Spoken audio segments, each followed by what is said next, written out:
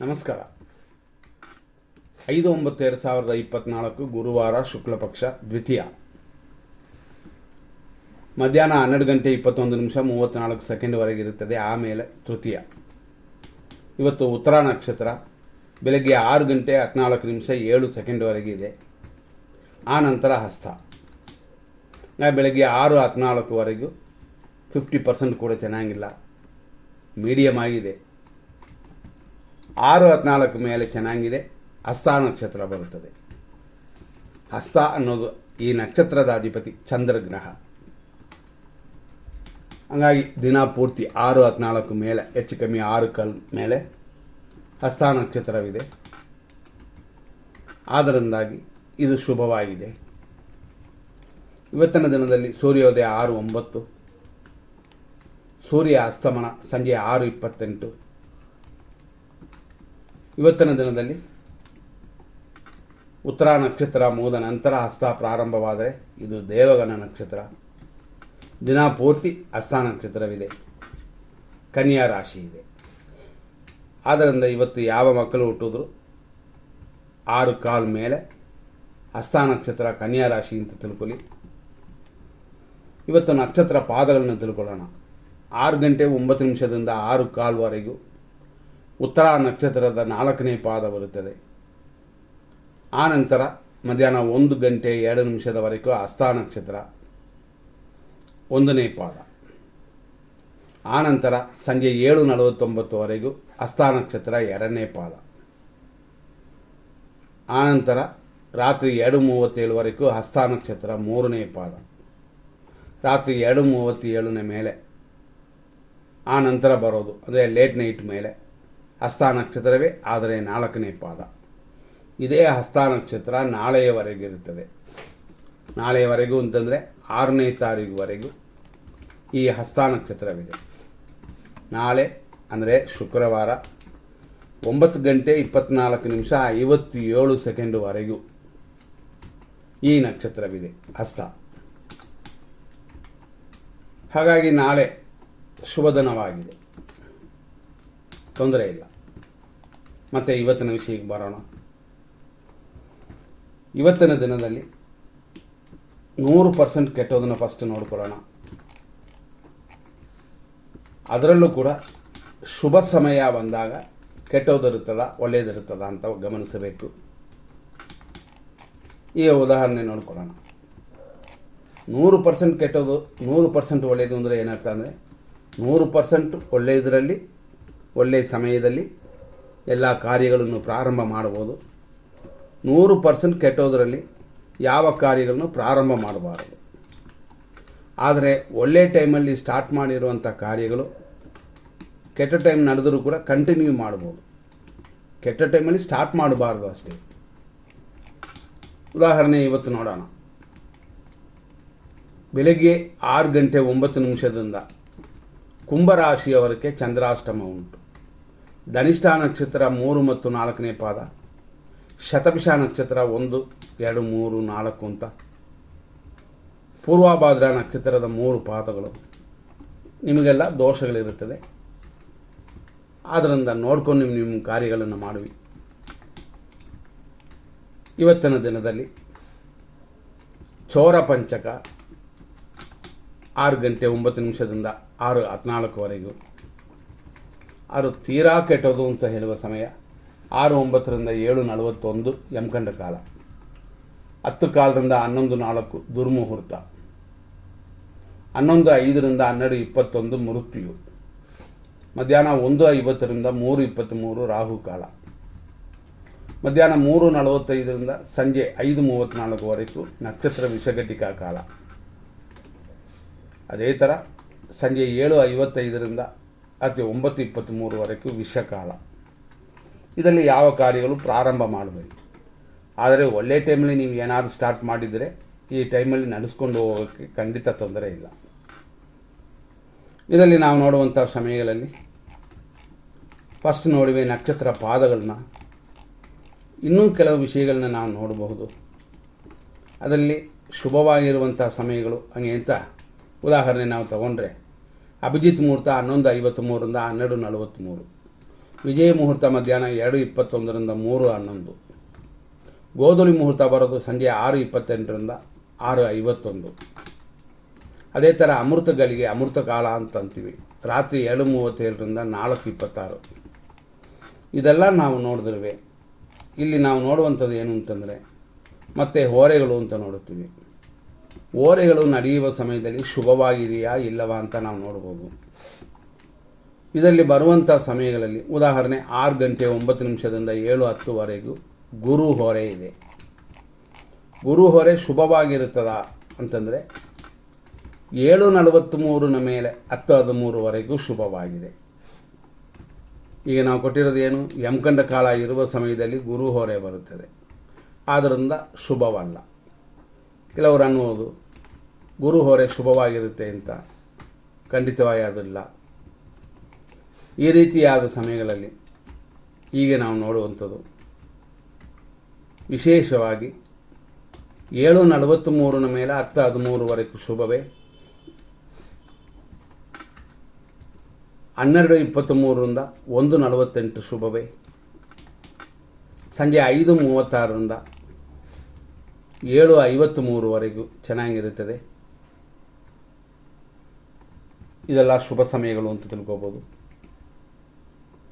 ರಾತ್ರಿ 9:25 ಮೇಲೆ ಶುಭಕರವಾಗಿದೆ. ಇದನ್ನೆಲ್ಲ ನೋಡಿಕೊಂಡು ನಿಮ್ಮ ಕಾರ್ಯಗಳನ್ನು ಮಾಡಿ.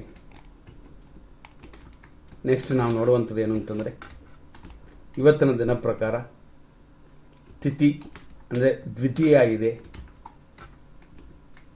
6:09 ಸ್ಟಾರ್ಟ್ ಆಗುತ್ತೆ, ಆದರೆ ಅದರಲ್ಲಿ 7:43ರಿಂದ 10:13 ಶುಭವೇ. ಶುಭ ಯೋಗ ಅಂತ ಒಂದಿದೆ 6:09ರಿಂದ ರಾತ್ರಿ 9:08ವರೆಗೂ. ಅದರಲ್ಲೂ ಕೂಡ 7:43ರಿಂದ 10:13 ಶುಭವಾಗಿರುತ್ತದೆ. ಮತ್ತು ನಾವು ನೋಡುವಂಥ ಇನ್ನೊಂದು ಯೋಗ ಹಸ್ತ ನಕ್ಷತ್ರದ 4ನೇ ಪಾದ, ಅಂದರೆ ಹಸ್ತ ನಕ್ಷತ್ರದಲ್ಲಿ 4ನೇ ಪಾದ ಶುಭವಾಗಿರುತ್ತದೆ. ಯಾಕೆಂದರೆ ವಿಶೇಷವಾಗಿ ಹಸ್ತ ನಕ್ಷತ್ರ ದೇವಗಣ ಅಂತಂದಿವೆ. ನಾವು ನೋಡುವಂಥ ಈ ಸಮಯ ಹಸ್ತ ನಕ್ಷತ್ರದಲ್ಲಿ 1, 2, 3, 4 ಪಾದಗಳು ಕನ್ಯಾ ರಾಶಿಯಲ್ಲೇ ಇರುತ್ತದೆ. ಉತ್ತರ ನಕ್ಷತ್ರ ಬೆಳಗ್ಗೆನೇ ಮುಗಿದೋಗ್ಬಿಡ್ತದೆ. ಇದರಲ್ಲಿ ಪಾದಗಳು ಮಾತ್ರ ಭಿನ್ನಾಭಿಪ್ರಾಯಗಳು, ಸ್ವಲ್ಪ ಕೆಲವು ನಕ್ಷತ್ರಗಳಿರುತ್ತದೆ, ಎಲ್ಲ ನಕ್ಷತ್ರಕ್ಕೂ ಅಲ್ಲ. 6:14ರಿಂದ ಮಧ್ಯಾಹ್ನ 1-2 ಇದು ಹಸ್ತ ನಕ್ಷತ್ರದ ಪ್ರಾರಂಭ ಅಂತ.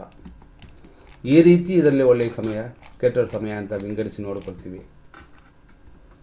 ನಾವು ನೋಡುವಂಥ ಸಮಯಗಳಲ್ಲಿ ಇಂಪಾರ್ಟೆಂಟಾಗಿ ಏನಿರುತ್ತದೆ ಅಂತಂದರೆ ಶುಕ್ರ ಹೊರೆಯನ್ನು ನೋಡೋಣ. ಶುಕ್ರ ಹೊರೆ 9:13ರಿಂದ 10:15ವರೆಗೂ ಶುಭವಾಗಿರುತ್ತೆ. ಆದರೂ ನಾವು ಇದರಲ್ಲಿ ಹುಡುಕುವಂಥ ಸಮಯ 7:43 ಮೇಲೆ 10:13ವರೆಗೂ ಶುಭವಾಗಿದೆ. ಮತ್ತು ಗುಳಿಕೆ ಕಾಲವು ಈ ಸಮಯದಲ್ಲೇ ಇದೆ. ಮತ್ತೊಂದು ಶುಭ ಸಮಯ ಅಭಿಜಿತ್ ಮುಹೂರ್ತ, ಇದು 11:53ರಿಂದ 12:43. ಆದರೂ ನಾವು ಇದರಲ್ಲಿ ಎಲ್ಲ ಫಿಲ್ಟರ್ ಮಾಡಿ ನಾವು ಕೊಡುವ ಸಮಯ 12:23ರಿಂದ 1:48 ಶುಭವಾಗಿದೆ. ಆದರೂ ನಾವು ಇದರಲ್ಲಿ ತಗೊಳ್ಳೋದು ಹೆಂಗೆ ಅಂತಂದರೆ 12:23ರಿಂದ 12:43 ಇದು ಶುಭಕರವಾಗಿದೆ. ಇಷ್ಟರಲ್ಲಿ ಪ್ರಾರಂಭ ಮಾಡಿದ್ರೆ ಸಾಕು, ಪೂಜೆ ಮಾಡಿದ್ರೆ ಸಾಕು, ಗಾಡಿಯನ್ನು ಸ್ಟಾರ್ಟ್ ಮಾಡಿದ್ರೆ ಸಾಕು, ಈ ರೀತಿಯೆಲ್ಲ ನೋಡ್ಕೋಬೋದು. ಆದ್ದರಿಂದ ಈ ಸಮಯವನ್ನು ಸರಿಯಾಗಿ ಉಪಯೋಗಿಸ್ಕೊಳ್ಳಿ. ಮತ್ತು ಅಮೃತ ಕಾಲ ಅಂತ ಒಂದು ಬರುತ್ತದೆ, ಇದು 12:18ರಿಂದ 1:50ವರೆಗಿದೆ. ಇದರಲ್ಲಿ 12:23 ಮೇಲೆ 1:48ವರೆಗೂ ಶುಭವಾಗಿದೆ. ಆದ್ದರಿಂದ ಈ ಸಮಯಗಳು ಶುಭ ಸಮಯಗಳು. ಮತ್ತು ಬೇರೆ ಬೇರೆ ವಿಷಯಗಳನ್ನ ನೋಡೋಕೆ ಹೋದರೆ ಇವತ್ತಿನ ಗುರು ಹೊರೆ ಮಧ್ಯಾಹ್ನ 1:20ರಿಂದ 2:21ವರೆಗಿದೆ. ಆದರೂ ಇದರಲ್ಲಿ ಶುಭವಾಗಿರುವಂಥ ಸಮಯ 1:20 ಮೇಲೆ 1:48ವರೆಗೂ ಗುರು ಹೊರೆ ಶುಭವಾಗಿಲ್ಲ, ಇದರಲ್ಲಿ ಇದೆ. ನಂತರ ನೋಡುವಂಥದ್ದು ಇನ್ನೊಂದು ಶುಭ ಹೊರೆ ಅಂತ ಶುಕ್ರ ಹೊರೆ ಬರುತ್ತೆ, ಆದರೆ ಅದು ಶುಭವಾಗಿಲ್ಲ.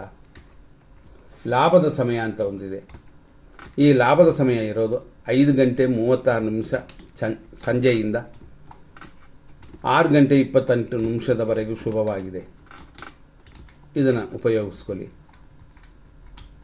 ಮತ್ತು ಬುಧ ಹೊರೆ ಬರುವಂಥ ಸಮಯ. ವ್ಯಾಪಾರಿಗಳಿಗೂ ಓದುವ ಮಕ್ಕಳಿಗೂ ಅಂದರೆ ಇದು ಉಪಯೋಗವಾಗುವ ಒಳ್ಳೆಯ ಸಮಯ. ಇದು 5:36 ಮೇಲೆ 6:28 ಶುಭವಾಗಿದೆ. ಕೂತು ಓದಿದ್ರೆ ಮೆಮೊರಿ ಪವರ್ ಜಾಸ್ತಿ ಆಗುತ್ತೆ. ಬುಧನ ಅನುಗ್ರಹವಿದೆ, ಆದ್ದರಿಂದ ಇದು ಶುಭ ಸಮಯ. ಮತ್ತೊಂದು ಶುಭ ಸಮಯ ಅಂತಂದರೆ ಇದು ಅಮೃತವೇ. ಆ ಸಮಯ ಬರೋದು ಸುಮಾರು 6:28 ಮೇಲೆ ಬರುತ್ತದೆ. 7:53 ಶುಭವಾಗಿದೆ. ಸಾಯಂಕಾಲ ಆಗ್ಬಿಡ್ತು. ಇನ್ನೇನು ಶುಭವಾಗಿದೆಯಾ ಇಲ್ಲವಂತ ನೋಡುವಂಥ ಅವಶ್ಯಕತೆ ಇಲ್ಲ. ಇದರಲ್ಲಿ ಇಷ್ಟಕ್ಕೆ ನಿಲ್ಲಿಸೋಣ. ಇನ್ನು ಬೆಳಗಿನ ಜಾವ ಶುಭವಾಗಿದೆಯಾ ಅಂತ ನೋಡಬೇಕು ಅಂತಂದರೆ ಖಂಡಿತ ಇವತ್ತು ಶುಭವಾಗಿದೆ. ಇದರಲ್ಲಿ ಬೆಳಗಿನ ಜಾವ 4:41 ಸೂರ್ಯೋದಯದವರೆಗೂ ಅಂದರೆ 6:09 ಉದ್ದಿಕಾಲ ಶುಭವಾಗಿದೆ. ಅದೇ ಥರ ಬ್ರಹ್ಮ ಮುಹೂರ್ತವನ್ನು ತಗೊಂಡ್ರೆ 4:35 5:26 ಕೂಡ ಶುಭವಾಗಿದೆ. ಇದೆಲ್ಲ ತಿಳ್ಕೊಂಡು ನಿಮ್ಮ ಕಾರ್ಯಗಳನ್ನು ಮಾಡಿ. ಇವತ್ತಿನ ದಿನ ಪ್ರಕಾರ ಬೇರೆ ಬೇರೆ ವಿಷಯಕ್ಕೆ ಬರೋಣ. ಅಂದರೆ ತಾರಾ ಮತ್ತು ಚಂದ್ರಬಲವನ್ನು ನೋಡೋಣ. 6:09 6:14 ಒಂದು ಪಾರ್ಟು, ಅಂದರೆ ನಕ್ಷತ್ರ ಚೇಂಜ್ ಆಗುತ್ತದೆ ಅಂತ. ನಕ್ಷತ್ರ ಚೇಂಜ್ ಆಗುತ್ತೆ ಅಂತಂದರೆ ನಕ್ಷತ್ರಗಳಲ್ಲಿ ದೇವಗಣ, ಮನುಷ್ಯಗಣ, ರಾಕ್ಷಸಗಣ ಅಂತಿದೆ ಅಂತ ಹೇಳಿದ್ವಿ. ಉತ್ತರ ನಕ್ಷತ್ರವೇ 6:15 ಇರೋದು. ಆಮೇಲೆ ಬರುವಂಥದ್ದು ಹಸ್ತ ನಕ್ಷತ್ರ. ಅಂದರೆ 6:14 ಅಂದರೆ 6:15 ಅಂತ ಹೆಚ್ಚು ಕಮ್ಮಿ ಇಟ್ಕೊಳ್ಳಿ. ಆ ಸಮಯದ ನಂತರ ಎಲ್ಲವೂ ಚೇಂಜ್ ಆಗುತ್ತದೆ.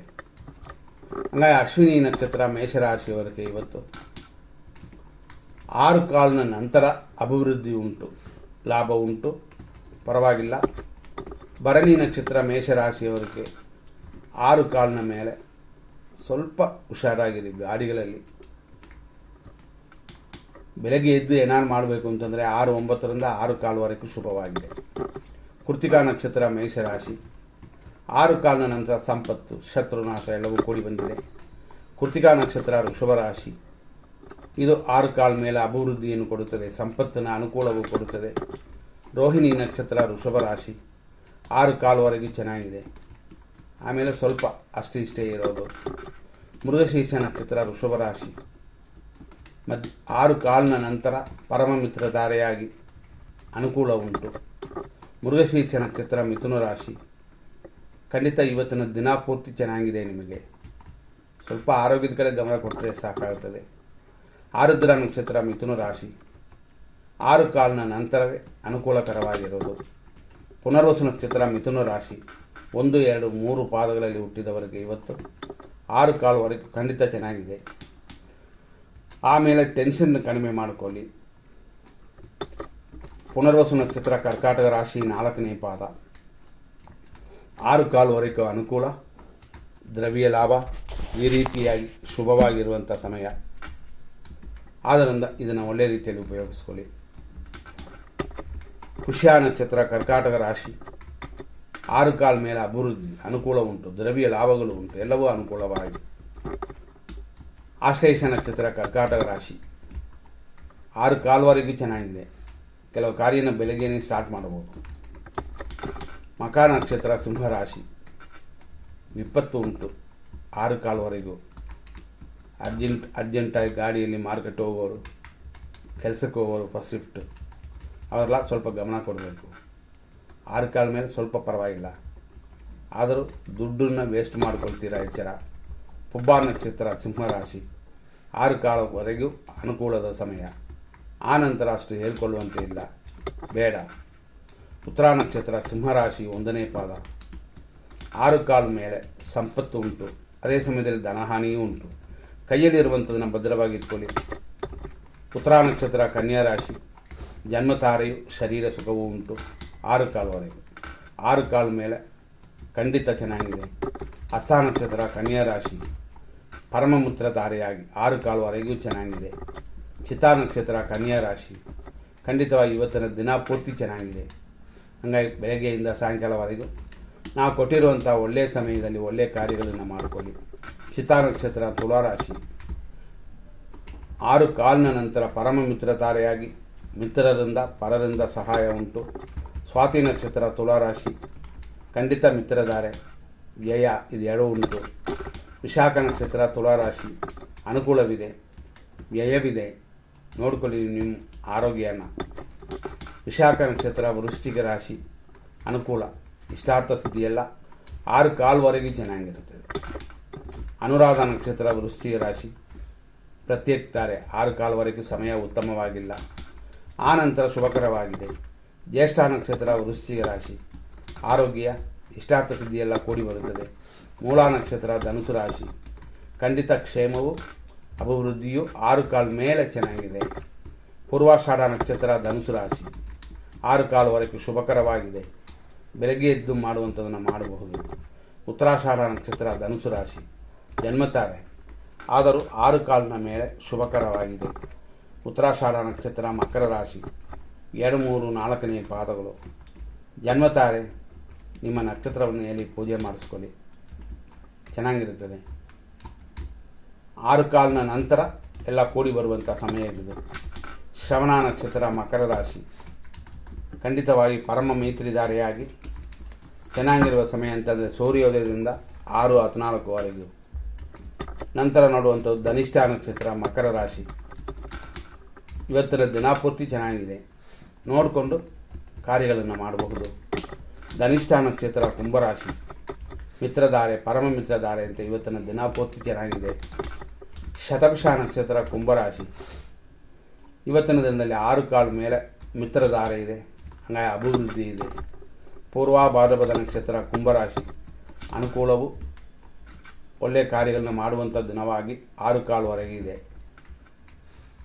ನಂತರ ನೋಡುವಂಥದ್ದು ಪೂರ್ವಭಾದ್ರಪದ ನಕ್ಷತ್ರ ಮೀನರಾಶಿ 4ನೇ ಪಾದ ಅನುಕೂಲ, ಸುಖ, ಅಭಿವೃದ್ಧಿ ಎಲ್ಲವೂ ಕೂಡಿ ಬರುತ್ತದೆ. ಅದೇ ಇದೆಲ್ಲ 6 ಆಮೇಲೆ ಟೆನ್ಷನ್ ಉಂಟು, ಎಚ್ಚರ. ಉತ್ತರ ಭಾದ್ರಪದ ನಕ್ಷತ್ರ ಮೀನರಾಶಿ 6 ಮೇಲೆ ಶುಭಕರವಾಗಿದೆ. ನಂತರ ರೇವತಿ ನಕ್ಷತ್ರ ಮೀನರಾಶಿ 6 ಚೆನ್ನಾಗಿರುತ್ತೆ. 6 ಮೇಲೆ ಒಂದು 40% ಚೆನ್ನಾಗಿದೆ ಅಷ್ಟೇ. ನೋಡ್ಕೊಂಡು ನಿಮ್ಮ ಕಾರ್ಯಗಳನ್ನು ಮಾಡಿ. ಖಂಡಿತವಾಗಿ ಇದರಲ್ಲಿ ಎಲ್ಲ ಫಿಲ್ಟರ್ ಆಗಿರುತ್ತವೆ.